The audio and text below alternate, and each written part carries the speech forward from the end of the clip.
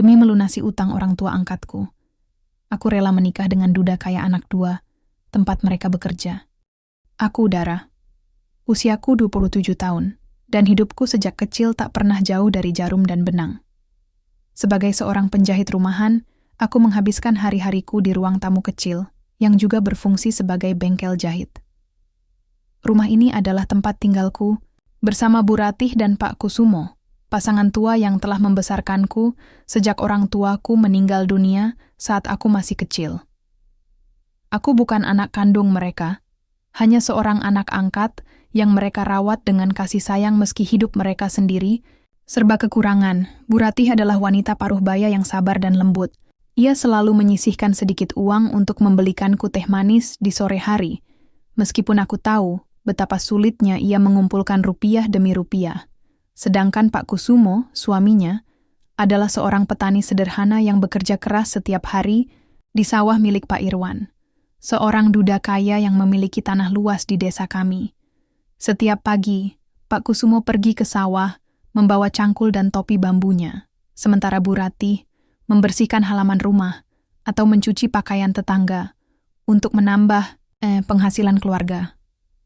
Hidup kami memang sederhana, tapi aku selalu merasa bahagia karena ada mereka. Aku ingat masa kecilku yang penuh tawa meski tanpa kemewahan. Kami makan nasi dengan lauk sederhana, tapi selalu bersama. Tapi seiring waktu, aku mulai menyadari bahwa hidup tidak semudah dulu. Beban ekonomi terus menekan keluarga ini. Utang-utang kepada Pak Irwan semakin menumpuk, dan aku bisa melihat kekhawatiran di wajah Bu Ratih dan Pak Kusumo setiap kali mereka membicarakannya. Pak Irwan, pemilik sawah tempat Pak Kusumo bekerja, adalah sosok yang cukup dikenal di desa kami. Usianya 54 tahun, seorang duda dengan 2 anak, Anwar dan Putri. Anwar, si sulung, adalah mahasiswa jurusan teknik yang cerdas dan ambisius, sementara Putri, adiknya, sedang kuliah di jurusan sastra. Mereka berdua dulu satu kelas denganku saat SMP, tapi nasib membawa kami ke jalur yang berbeda. Aku hanya lulusan SMP yang bekerja sebagai penjahit, sementara mereka melanjutkan pendidikan ke perguruan tinggi. Hubungan antara keluargaku dan Pak Irwan sebenarnya sudah terjalin lama. Namun, akhir-akhir ini, suasana mulai berubah. Aku mendengar bisik-bisik dari tetangga tentang utang keluargaku pada Pak Irwan. Kabarnya, jumlahnya cukup besar, hasil pinjaman bertahun-tahun untuk membeli bibit dan pupuk. Pak Irwan memang baik hati, tapi ia juga seorang pebisnis. Ia memberikan pinjaman dengan syarat yang kadang sulit dipenuhi oleh keluarga sederhana seperti kami. Suatu sore, ketika aku sedang menjahit gaun untuk pesanan seorang ibu di desa, Bu Ratih masuk ke ruang tamu dengan wajah murung. "Dara," katanya pelan, "Pak Irwan ingin bicara dengan kita malam ini." Suaranya terdengar bergetar, dan aku langsung tahu bahwa ini bukan pertemuan biasa. Aku meletakkan jarum dan benangku, lalu menatapnya dengan was-was. "Ada apa, Bu?" Tanyaku dan Bu Ratih menghela napas panjang. "Tidak tahu, Nak. Tapi aku khawatir. Ini soal utang kita. Dia sudah berkali-kali meminta kita melunasi, tapi kita belum sanggup." Malam itu, kami bertiga duduk di ruang tamu, menunggu kedatangan Pak Irwan. Udara terasa begitu tegang, hingga akhirnya pintu depan terbuka, dan dia masuk dengan langkah mantap. Pak Irwan adalah pria tinggi dengan tubuh tegap, wajahnya tegas namun ramah. Tapi malam itu, ada sesuatu dalam tatapannya yang membuatku merinding. Bu Ratih, Pak Kusumo, Dara, sapanya singkat. Dia duduk di kursi kayu yang kami sediakan, lalu menatap kami satu persatu. "Kita harus membicarakan utang kalian. Sudah bertahun-tahun, dan aku butuh solusi konkret." Bu Ratih dan Pak Kusumo saling berpandangan, lalu Bu Ratih berkata dengan suara gemetar, "Pak Irwan, kami memang kesulitan.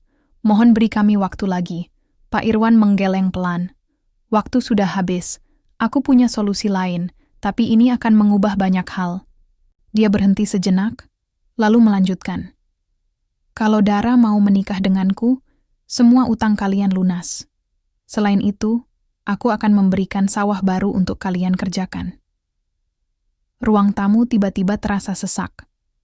Aku bisa merasakan darahku berdesir cepat dan jantungku berdegup kencang. "Menikah?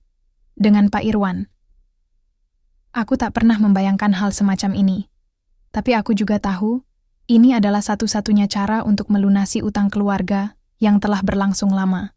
Aku perlu waktu untuk memikirkannya, kataku pelan, meski dalam hati aku sudah tahu jawabannya. Bagaimana mungkin aku bisa menolak demi keluarga yang telah membesarkanku? Pak Irwan mengangguk, lalu bangkit dari kursinya. Baiklah, pikirkan. Baik-baik. Tapi aku butuh jawaban secepatnya. Dia berbalik dan pergi, meninggalkan kami dalam keheningan yang berat. Setelah itu aku duduk termenung di kursi. Jarum dan benang yang tadi ku genggam terjatuh ke lantai. Aku tahu, hidupku tidak akan pernah sama lagi setelah ini. Apakah aku siap mengorbankan kebahagiaan pribadiku demi keluarga ini? Hanya waktu yang akan menjawab. Malam itu, setelah Pak Irwan pergi, aku masih duduk di kursi kayu yang dingin. Udara di ruang tamu terasa semakin berat, seolah-olah keputusan besar ini menggantung di atas kepala kami. Bu Ratih menangis pelan sambil memegang tanganku, dan Pak Kusumo hanya menunduk dengan wajah penuh rasa bersalah. Aku tahu mereka merasa tak berdaya, sama seperti aku. Tapi dalam hati, aku juga marah. Marah pada keadaan yang memaksa kami untuk membuat keputusan sulit seperti ini. Dara, kata Bu Ratih dengan suara bergetar, kami tidak bisa memaksamu melakukan ini. Ini hidupmu, dan kamu yang harus memutuskan. Aku tersenyum tipis, meski hatiku terasa hancur. Bu, aku tahu ini satu-satunya cara untuk melunasi utang kalian. Aku tidak bisa melihat kalian menderita karena beban ini. Kata-kataku terdengar begitu ringan, tapi sebenarnya rasanya sangat berat. Menikah dengan Pak Irwan adalah hal terakhir yang ingin kulakukan. Usianya jauh lebih tua dariku, dan aku tidak mencintainya. Namun, aku juga tidak bisa menutup mata terhadap fakta bahwa keluarga ini membutuhkanku. Pak Kusumo akhirnya angkat bicara. Suaranya parau, seperti orang yang sudah lama menahan beban. Dara, kami tahu ini bukan pilihan yang adil untukmu. Tapi jika ada cara lain, kami pasti akan memilihnya. Kami tidak punya apa-apa lagi. Aku menatap mereka, lalu menghela napas panjang. Baiklah, aku akan melakukannya, tapi tolong, jangan merasa bersalah. Ini adalah keputusanku sendiri. Esok harinya suasana di rumah masih tegang. Aku mencoba kembali ke rutinitasku sebagai penjahit, tapi pikiranku terus melayang ke percakapan malam itu. Jarum di tanganku beberapa kali meleset, menyebabkan benang putus. Aku tahu, hidupku akan berubah sepenuhnya setelah ini. Aku tidak tahu bagaimana rasanya menjadi istri Pak Irwan, tapi aku yakin itu tidak akan mudah. Beberapa hari kemudian, Pak Irwan datang lagi. Kali ini, dia membawa surat-surat perjanjian. Dia menjelaskan bahwa jika aku setuju menikah dengannya, semua utang keluarga akan dilunasi. Selain itu, dia akan memberikan sawah baru kepada Bu Ratih dan Pak Kusumo, sehingga mereka tidak perlu lagi bekerja di sawah miliknya. Semua terdengar begitu sempurna, tapi aku tahu, di balik semua janji itu, ada harga yang harus kubayar. Apa yang kamu putuskan, Dara? Tanyanya, tatapannya tajam namun tenang. Aku mengangguk pelan, aku setuju. Wajah Pak Irwan langsung cerah. Dia tersenyum puas, seolah-olah ia telah mendapatkan apa yang diinginkannya selama ini. Bagus, kita akan menikah minggu depan. Persiapkan dirimu. Setelah dia pergi, aku merasa seperti boneka yang dikendalikan oleh nasib. Aku tidak punya pilihan lain. Aku hanya bisa pasrah dan berharap ini adalah langkah yang tepat. Berita tentang pernikahanku dengan Pak Irwan menyebar cepat di desa. Tetangga-tetangga mulai bergosip, ada yang simpati, tapi ada juga yang menilai buruk. Mereka menganggap aku menikahi Pak Irwan hanya karena uang, tanpa peduli pada perasaanku atau alasan sebenarnya di balik keputusan ini. Aku mencoba mengabaikan omongan mereka, tapi tetap saja rasanya menyakitkan. Yang paling menyakitkan adalah reaksi Anwar dan Putri. Mereka salah paham padaku. Setelah kabar pernikahan ini tersebar, aku bertemu mereka di pasar suatu pagi. Wajah mereka penuh kemarahan, terutama Anwar. "Kenapa kamu melakukan ini, Dara?" bentak Anwar. "Ayahku sudah cukup menderita setelah ibuku meninggal, dan sekarang kamu mau memanfaatkannya?" Aku terkejut mendengar tuduhan itu. Anwar, aku tidak bermaksud memanfaatkan siapapun. Aku hanya... Tidak usah berbohong, potong Putri dengan nada sinis. Semua orang tahu kamu hanya ingin mendapatkan uang dan status dari keluarga kami. Aku terdiam. Rasanya seperti ada pisau yang menusuk hatiku. Aku tahu mereka marah, tapi aku tidak menyangka mereka akan membenciku seperti ini. Aku mencoba menjelaskan, tapi mereka tidak mau mendengarkan. Mereka pergi meninggalkanku, meninggalkan luka yang dalam di hatiku. Minggu depan tiba dengan cepat. Pernikahanku dengan Pak Irwan dilangsungkan secara sederhana, hanya dihadiri oleh keluarga dekat dan beberapa tetangga. Bu Ratih dan Pak Kusumo tampak lega, tapi aku bisa melihat kesedihan di mata mereka. Mereka tahu betapa berat bebanku, meski mereka berusaha menunjukkan senyum. Pak Irwan sendiri tampak puas. Dia memperlakukanku dengan hormat, tapi aku bisa merasakan jarak antara kami. Ini bukan pernikahan yang didasari cinta, melainkan perjanjian bisnis. Setelah acara selesai, kami pindah ke rumah Pak Irwan, sebuah rumah besar yang jauh lebih mewah daripada tempat tinggalku sebelumnya. Namun, meski segalanya tampak indah di luar, aku merasa seperti terjebak dalam sangkar emas. Hari-hari pertama setelah pernikahan terasa begitu berat. Pak Irwan jarang berbicara denganku, kecuali untuk urusan rumah tangga. Aku menghabiskan waktu di kamar, merenung tentang apa yang telah kulakukan. Aku merasa kosong, seperti kehilangan bagian dari diriku sendiri. Namun, yang paling menyakitkan adalah ketika aku memikirkan Anwar dan Putri. Tuduhan mereka terus terngiang di telingaku. Aku tahu mereka salah paham, tapi aku tidak tahu bagaimana caranya menjelaskan semuanya. Apakah mereka akan percaya padaku? Ataukah mereka akan tetap membenciku? Di tengah kebingunganku, aku mulai memikirkan cara untuk mengubah situasi ini. Aku tidak bisa terus hidup seperti ini, terjebak dalam pernikahan tanpa cinta dan dipenuhi oleh prasangka orang-orang di sekitarku. Aku harus menemukan jalan keluar, meski aku belum tahu bagaimana caranya. Hari-hari pertama di rumah Pak Irwan terasa seperti mimpi buruk yang tak kunjung berakhir. Rumahnya besar, dengan ruang tamu yang luas dan kamar tidur yang nyaman. Semua jauh lebih mewah daripada tempat tinggalku sebelumnya bersama Bu Ratih dan Pak Kusumo.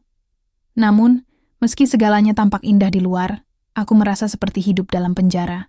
Pernikahan ini bukan tentang cinta atau kebahagiaan, melainkan perjanjian dingin yang hanya menguntungkan satu pihak. Pak Irwan. Pak Irwan sendiri tidak banyak bicara denganku. Ia sibuk dengan pekerjaannya sebagai pemilik sawah dan bisnis lainnya di desa. Setiap pagi, ia pergi tanpa sepatah kata pun, meninggalkanku sendirian di rumah yang terlalu besar untukku. Aku mencoba menyesuaikan diri dengan rutinitas baruku, memasak untuk suamiku, membersihkan rumah, dan menjaga agar semuanya tetap rapi. Tapi hatiku kosong, dan aku merasa seperti bayangan tanpa tujuan. Yang paling menyakitkan adalah ketika aku memikirkan Anwar dan Putri. Tuduhan mereka masih terngiang di telingaku. Kamu hanya ingin mendapatkan uang dan status dari keluarga kami. Aku tahu mereka salah paham, tapi aku tidak tahu bagaimana caranya menjelaskan semuanya. Apakah mereka akan percaya padaku, ataukah mereka akan tetap membenciku? Suatu sore, ketika aku sedang membersihkan halaman belakang, aku mendengar suara mobil masuk ke halaman depan. Aku bergegas masuk, berharap itu Pak Irwan. Tapi yang kulihat adalah Anwar dan Putri, berdiri di depan pintu dengan wajah dingin. Mereka datang untuk bertemu ayah mereka, tapi ketika mata mereka bertemu denganku, ekspresi mereka langsung berubah menjadi kemarahan. Dara, kata Anwar dengan nada sinis, kenapa kamu ada di sini? Aku mencoba tersenyum, meski hatiku terasa sakit. Ini rumahku sekarang, Anwar. Putri tertawa kecil, tapi ada kebencian di matanya. Rumahmu? Jadi benar apa yang dikatakan orang-orang. Kamu benar-benar memanfaatkan ayah kami demi keuntungan pribadimu. Aku menghela napas panjang. Kalian salah paham. Aku tidak bermaksud. Tidak, usah berbohong, potong Anwar keras. Semua orang tahu alasanmu menikahi ayah kami. Kamu hanya ingin melunasi utang keluargamu. Aku terdiam. Tidak ada gunanya mencoba menjelaskan. Mereka sudah terlanjur marah dan membenciku. Mereka pergi setelah beberapa menit, meninggalkanku sendirian di ruang tamu. Aku duduk di kursi kayu, merasa seperti dunia runtuh di sekitarku. Bahkan, di rumah baru ini, aku tetap saja terjebak dalam prasangka dan kesalahpahaman. Malam harinya, Pak Irwan pulang lebih awal dari biasanya. Dia tampak lelah, tapi ada sesuatu dalam tatapannya yang membuatku merasa cemas. Dia duduk di kursi ruang tamu lalu menatapku dengan wajah dingin. Aku mendengar Anwar dan Putri datang ke sini siang tadi, katanya pelan. Aku mengangguk, mencoba menahan tegang. Ya Pak, mereka datang untuk bertemu Bapak. Pak Irwan mendesah panjang. Dara, aku tahu kalian memiliki masa lalu yang sama-sama sulit. Tapi aku harap kau bisa menjaga hubungan baik dengan anak-anakku. Mereka sangat penting bagiku. Hatiku terasa semakin berat. Bagaimana mungkin aku bisa menjaga hubungan baik dengan mereka jika mereka membenciku? Tapi aku hanya bisa mengangguk, berusaha menunjukkan sikap hormat meski dalam hati aku merasa hancur. Beberapa minggu berlalu, dan suasana di rumah semakin tegang. Pak Irwan jarang berbicara denganku, kecuali untuk urusan rumah tangga. Aku mulai merasa seperti asing di rumah ini, bahkan di kehidupanku sendiri. Aku mencoba mengisi waktu dengan menjahit, tapi jarum dan benang yang dulunya memberikanku kebahagiaan, kini terasa seperti beban tambahan. Aku merindukan kehidupan lamaku, meski sederhana, tapi penuh dengan cinta dan kebersamaan. Suatu malam, ketika aku sedang menjahit di kamar, aku mendengar suara langkah kaki di luar. Aku menoleh dan melihat Pak Irwan berdiri di pintu, wajahnya muram. Dara, kita perlu bicara, katanya. Aku meletakkan jarum dan benangku, lalu menatapnya dengan hati-hati. Ada apa, Pak? Dia berjalan mendekat, lalu duduk di kursi di dekat mejaku. Aku tahu ini sulit bagimu, Dara. Aku juga tahu bahwa pernikahan ini tidak didasari cinta, melainkan kebutuhan. Tapi aku harap kau bisa bersabar. Ini demi kebaikan kita semua. Aku mengangguk, meski dalam hati aku merasa semakin putus asa. Sabar? Sampai kapan aku harus bersabar? Aku tidak bisa terus hidup seperti ini, terjebak dalam pernikahan tanpa cinta dan dipenuhi oleh prasangka orang-orang di sekitarku. Setelah pembicaraan itu, aku mulai memikirkan cara untuk keluar dari situasi ini. Aku tidak bisa terus begini, tapi aku juga tidak tahu bagaimana caranya. Aku mencoba mencari solusi, tapi semuanya terasa begitu sulit. Aku merasa seperti berada di ujung jurang, tanpa tahu apa yang akan terjadi selanjutnya. Sebulan telah berlalu sejak pernikahanku dengan Pak Irwan. Setiap hari terasa semakin berat, seperti beban yang terus bertambah tanpa ada akhirnya. Aku mencoba bertahan, tapi hatiku semakin hancur. Aku merindukan kehidupan lamaku bersama Bu Ratih dan Pak Kusumo, meski sederhana, tapi penuh cinta dan kebersamaan. Di rumah ini, aku hanya merasa seperti bayangan, tidak dihargai, tidak dipahami, dan selalu disalahpahami. Namun, ada satu hal yang membuatku bertahan. Harapan bahwa suatu hari nanti, aku bisa menjelaskan semuanya kepada Anwar dan Putri. Mereka salah paham padaku, menganggapku oportunis yang hanya ingin mendapatkan uang dari keluarga mereka. Aku tahu mereka marah, tapi aku juga yakin bahwa mereka adalah orang-orang baik yang hanya butuh waktu untuk memahami kebenaran. Suatu sore, ketika aku sedang duduk di teras belakang rumah, aku melihat Anwar dan Putri datang lagi. Mereka tampak ragu-ragu, tapi tetap saja wajah mereka dingin saat melihatku. Aku menghela napas panjang, lalu bangkit dari kursi. Anwar, Putri, sapaku pelan, mencoba menunjukkan senyum meski hatiku tegang. Dara, kata Putri dengan nada datar, kami ingin bicara. Aku mengangguk, lalu mengundang mereka masuk ke ruang tamu. Kami duduk di kursi-kursi kayu, suasana begitu kaku dan sunyi. Aku tahu mereka masih membenciku, tapi kali ini aku harus berani. Aku tidak bisa terus diam dan membiarkan mereka salah paham. Anwar, Putri, kataku akhirnya, aku tahu kalian marah padaku. Aku tahu kalian menganggapku oportunis yang hanya ingin mendapatkan uang dari keluarga kalian, tapi itu tidak benar. Mereka saling berpandangan, lalu Anwar berkata dengan nada sinis. Lalu apa? Apa alasanmu menikahi ayah kami jika bukan karena uang? Aku menatap mereka dengan mata berkaca-kaca.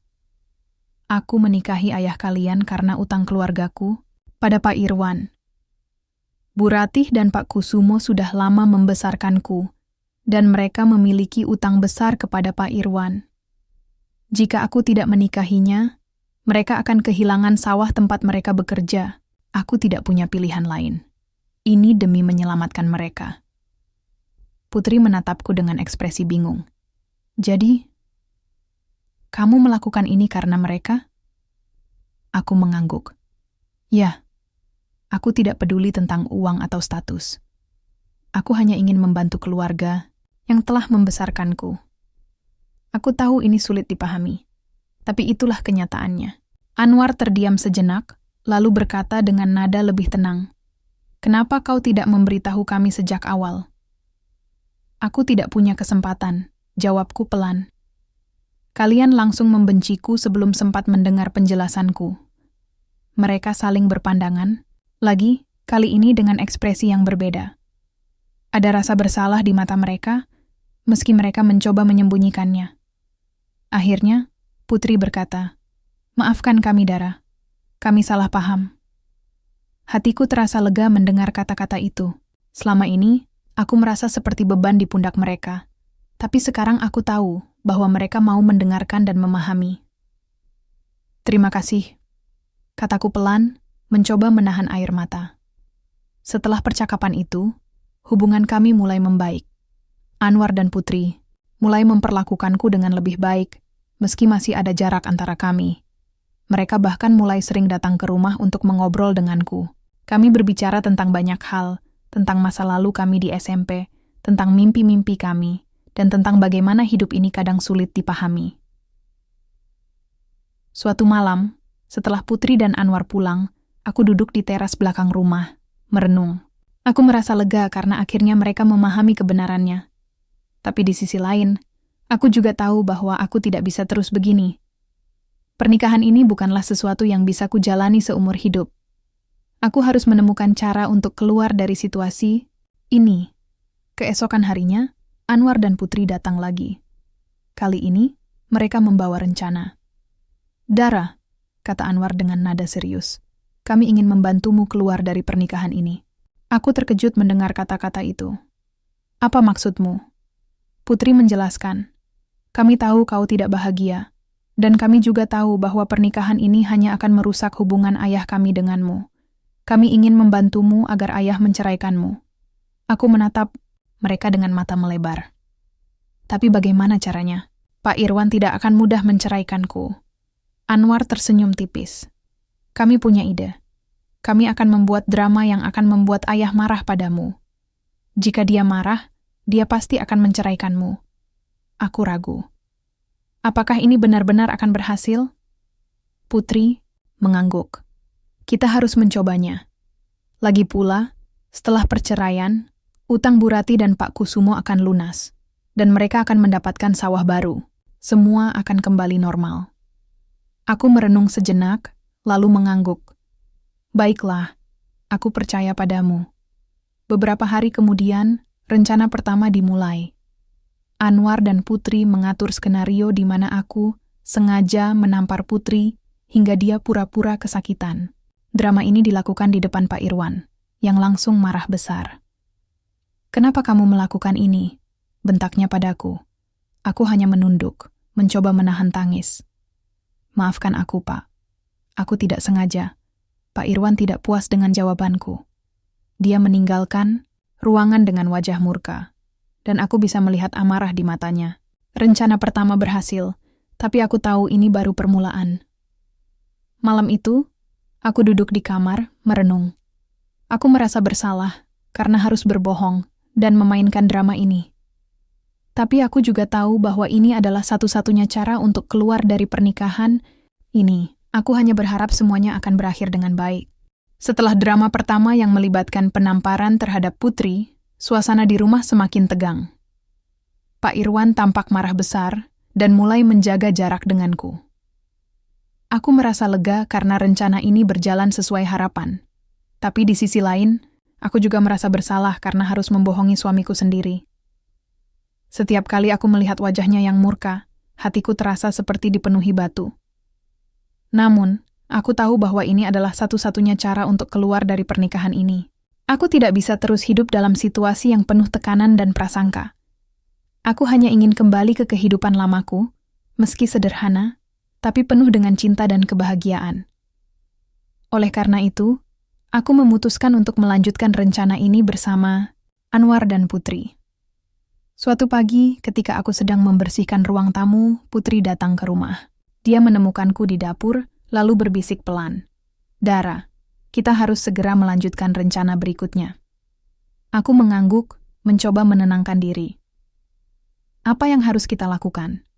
Putri tersenyum tipis. "Kali ini, aku akan membuat ayahku melihatmu mencuri uang dariku.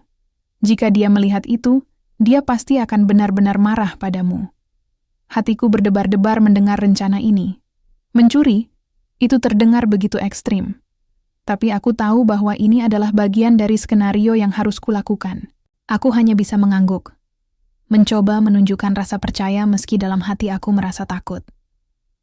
Beberapa hari kemudian, rencana kedua dimulai.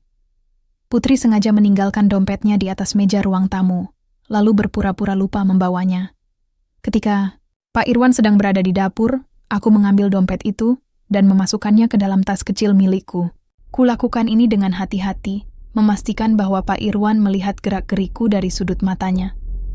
Tepat seperti yang direncanakan, Pak Irwan keluar dari dapur dengan wajah murka. "Dara!" bentaknya keras, membuatku tersentak kaget. "Kenapa kamu mencuri uang Putri?" Aku berpura-pura panik, mencoba memainkan peran dengan baik. "Maafkan aku, Pak. Aku hanya..." "Tidak ada alasan," potongnya marah. "Kamu sudah melakukan hal yang tidak pantas. Kamu tidak layak menjadi istriku." Hatiku hancur mendengar kata-kata itu. Tapi aku tahu bahwa ini adalah bagian dari rencana. Aku hanya bisa menunduk, mencoba menahan air mata. "Maafkan aku," kataku pelan, meski dalam hati aku merasa lega karena rencana ini berjalan dengan baik. Pak Irwan meninggalkan ruangan dengan langkah cepat, meninggalkanku sendirian di tengah ruang tamu. Aku duduk di kursi kayu, merasa lelah dan kosong. Aku tahu bahwa ini adalah harga yang harus kubayar demi kebebasan, tapi tetap saja rasanya sangat berat. Malam itu, aku bertemu dengan Anwar dan Putri di belakang rumah. Mereka tampak puas dengan hasil rencana kami. "Bagaimana?" tanya Anwar dengan nada antusias. Aku mengangguk pelan. "Sepertinya berhasil. Ayahmu benar-benar marah padaku." Putri tersenyum tipis. "Sekarang tinggal menunggu waktu. Setelah ini, dia pasti akan menceraikanmu." Aku merenung sejenak, lalu bertanya, "Apa kalian yakin ini akan berhasil?" Anwar mengangguk dengan keyakinan. "Ya, ayah kami tidak akan menerima istri yang mencuri, apalagi setelah semua masalah ini. Kita hanya perlu sabar." Aku menghela napas panjang, lalu tersenyum tipis. "Baiklah, aku percaya padamu." Hari-hari berikutnya berlalu dengan lambat. Pak Irwan semakin dingin terhadapku. Jarang berbicara denganku kecuali untuk urusan rumah tangga yang penting. Aku merasa seperti bayangan di rumah ini, tapi aku tahu bahwa ini adalah bagian dari proses.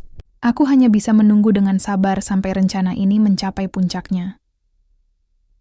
Suatu sore, ketika aku sedang menjahit di kamar, Pak Irwan masuk dengan wajah muram. Dia duduk di kursi dekat mejaku, lalu menatapku dengan tatapan dingin. "Dara," katanya, pelan. "Aku sudah memutuskan untuk menceraikanmu." Hatiku berdebar-debar mendengar kata-kata itu. Ini adalah momen yang telah kutunggu-tunggu, tapi tetap saja rasanya begitu menegangkan. "Baiklah, Pak," kataku pelan, mencoba menahan emosi. Pak Irwan mengangguk, lalu bangkit dari kursinya. "Kita akan mengurus surat cerai besok. Setelah itu, kamu bebas pergi." Aku hanya bisa mengangguk, mencoba menahan air mata. Meski ini adalah keputusan yang kuharapkan, tetap saja rasanya menyakitkan. Aku merasa seperti kehilangan bagian dari hidupku, meski itu adalah bagian yang tidak pernah kuinginkan. Keesokan harinya, proses perceraian dimulai. Kami pergi ke kantor pengadilan desa untuk mengurus surat-surat resmi. Selama proses itu, aku merasa seperti orang asing di mata Pak Irwan. Dia tidak lagi memandangku sebagai istrinya, melainkan sebagai orang yang telah mengkhianatinya. Aku mencoba menerimanya, meski dalam hati aku merasa hancur. Setelah perceraian resmi, Pak Irwan memberikan surat kepemilikan sawah dan sejumlah uang kepada Bu Ratih dan Pak Kusumo sebagai bagian dari perjanjian awal. Utang mereka lunas, dan mereka akhirnya memiliki sawah baru untuk bekerja. Aku merasa lega karena tujuan utamaku telah tercapai, membantu keluarga yang telah membesarkanku. Namun, meski semuanya berjalan sesuai rencana, aku tahu bahwa ini bukan akhir dari perjalanan. Aku masih harus memperbaiki hubungan dengan Anwar dan Putri, serta menemukan cara untuk melanjutkan hidupku setelah semua ini. Aku hanya bisa berharap bahwa masa depan akan lebih baik daripada masa lalu. Setelah perceraian resmi, aku merasakan campuran emosi yang sulit dijelaskan. Di satu sisi, aku lega karena akhirnya terbebas dari pernikahan tanpa cinta yang hanya membebani hati dan pikiranku selama ini. Namun, di sisi lain, ada rasa hampa yang tak bisa kuhindari. Meski aku tahu bahwa keputusan ini adalah yang terbaik untuk semua pihak, tetap saja rasanya seperti melepaskan bagian dari hidupku, sebuah bagian yang tidak pernah kuinginkan, tapi tetap menyisakan bekas luka. Ketika aku kembali ke rumah Bu Ratih dan Pak Kusumo, mereka menyambutku dengan senyum hangat.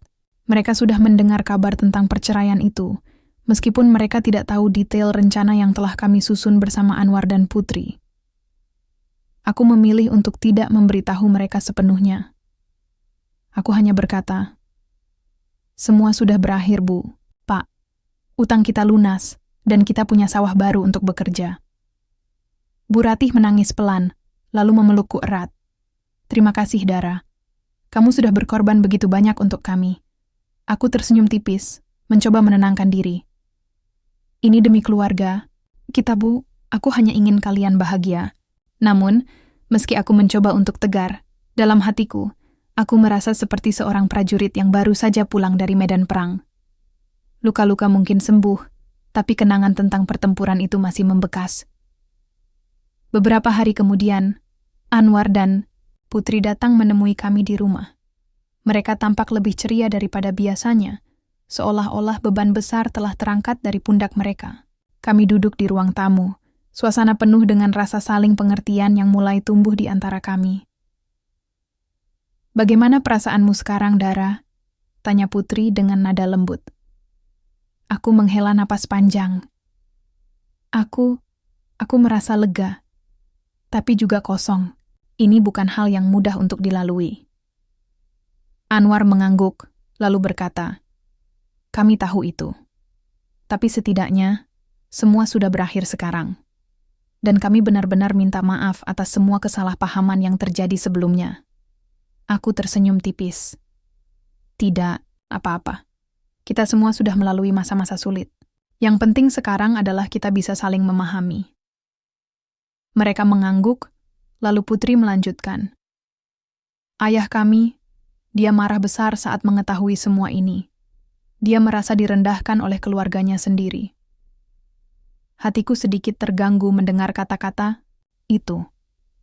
Meski aku tahu bahwa rencana ini adalah satu-satunya cara untuk keluar dari pernikahan itu, aku tidak ingin Pak Irwan merasa terlalu hancur.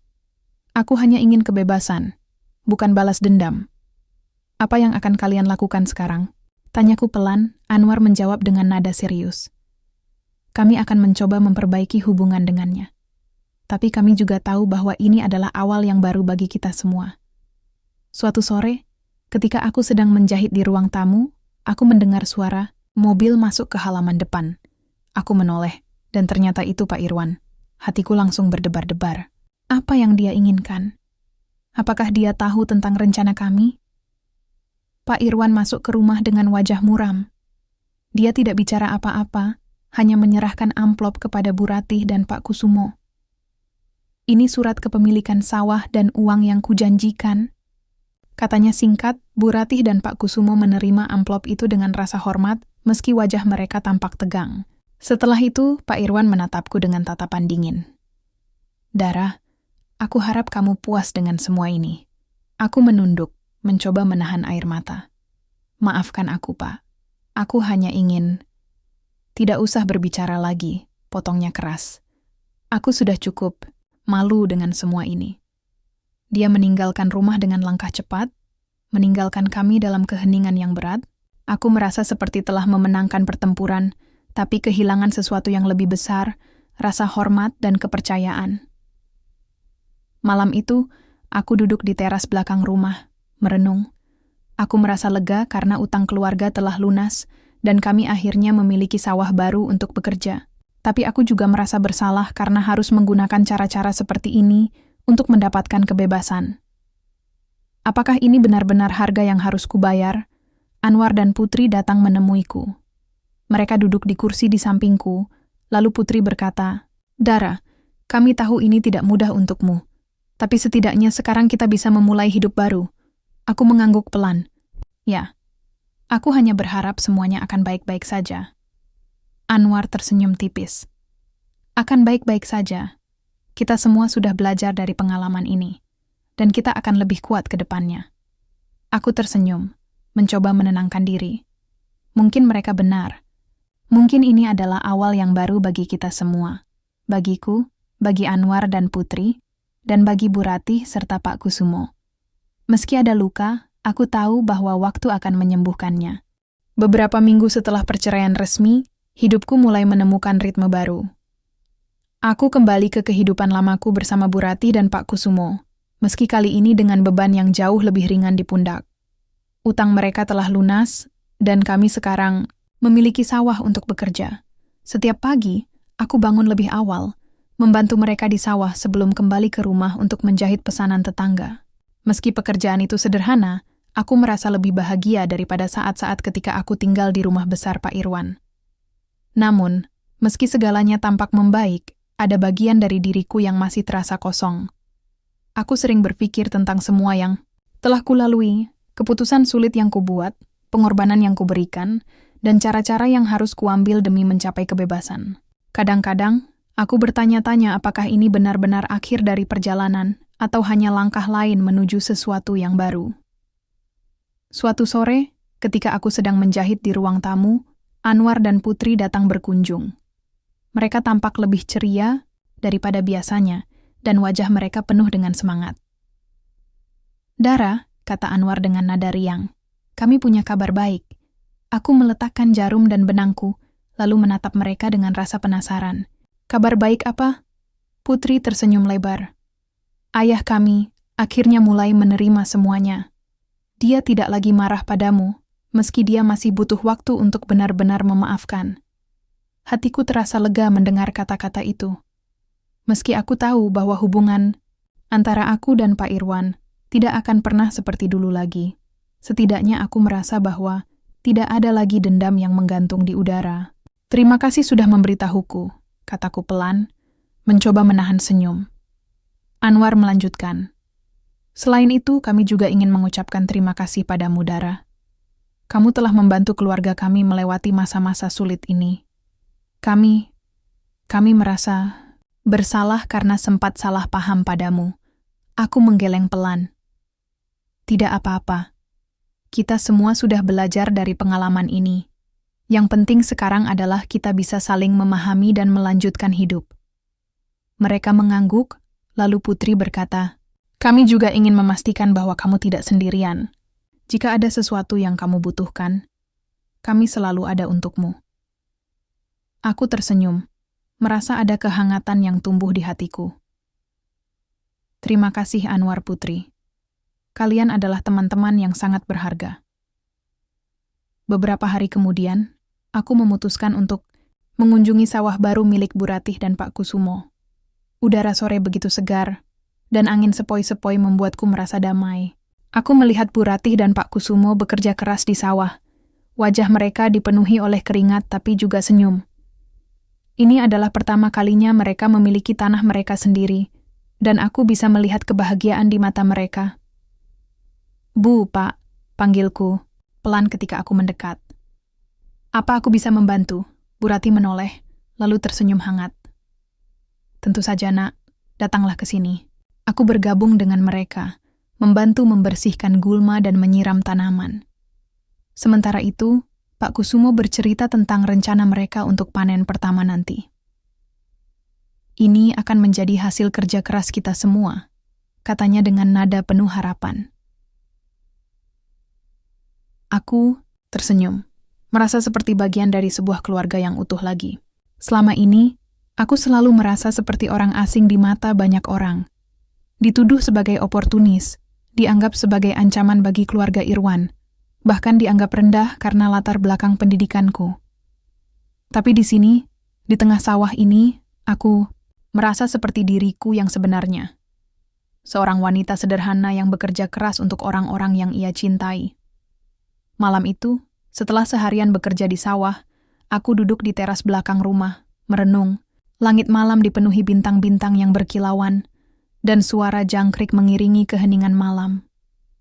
Aku memikirkan semua yang telah kulalui, pernikahan tanpa cinta, konflik dengan Anwar dan Putri, drama yang harus kubuat, hingga kebebasan yang akhirnya kudapatkan. Namun, di balik semua itu, aku menyadari satu hal. Kebahagiaan bukanlah tentang memiliki banyak uang atau hidup dalam kemewahan. Kebahagiaan adalah tentang cinta, kebersamaan, dan rasa syukur atas hal-hal sederhana dalam hidup. Aku mungkin bukan orang yang paling beruntung di dunia, tapi aku memiliki keluarga yang mencintaiku, teman-teman yang mendukungku, dan kebebasan untuk memilih jalan hidupku sendiri. Aku memejamkan mata, lalu menghela napas panjang. Aku tidak tahu apa yang akan terjadi di masa depan. Mungkin ada tantangan baru yang harus kuhadapi, atau mungkin hidup akan berjalan lebih tenang dari ini. Tapi yang pasti, aku siap menghadapinya. Aku bukan lagi gadis yang takut mengambil keputusan. Aku adalah Dara, seorang wanita yang telah melewati badai dan menemukan kedamaian di tengah kesederhanaan. Esok paginya, aku bangun lebih awal dari biasanya. Aku membuka pintu depan dan melihat matahari terbit di ufuk timur, memancarkan cahaya emas yang memenuhi desa. Aku tersenyum, merasa seperti hari baru yang penuh harapan telah dimulai. Aku kembali ke ruang tamu, lalu mengambil jarum dan benangku. Hari ini, aku akan menjahit gaun untuk seorang anak kecil di desa, pesanan pertamaku setelah sekian lama. Saat jarum pertama menyentuh kain, aku merasakan ketenangan yang luar biasa. Ini adalah hidupku yang sebenarnya, sederhana, tapi penuh makna. Dan aku tahu, meski ada luka-luka yang belum sembuh sepenuhnya, aku akan terus melangkah maju dengan kepala tegak.